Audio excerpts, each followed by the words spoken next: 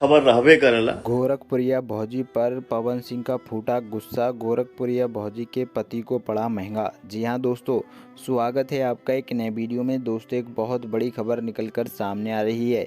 दोस्तों, गोरखपुरिया भौजी को लेकर और पवन सिंह को लेकर दोस्तों जो एक अपडेट आ रही है, ये बहुत ही खास है और आज का ये वीडियो भी दोस्तों आपके लिए बहुत ही खास होने वाला है।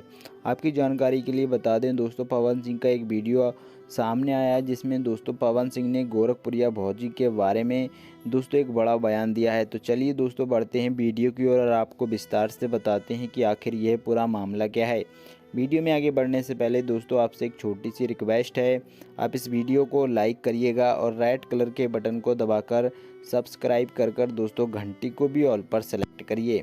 आपकी जानकारी के लिए बता दें, पवन सिंह ने दोस्तों निशाना साधा है गोरखपुरिया भौजी पर और कहा है क्या अफड़ा तफड़ी और क्या बकवास बनाकर रख दिया है सारे लोगों को। कहीं ना कहीं दोस्तों पवन सिंह कह रहे हैं कि गोरखपुरिया भौजी जो है ये सब नाटक कर रही है और ये सब जो है कुछ गलत हो रहा है जो भी हो रहा है।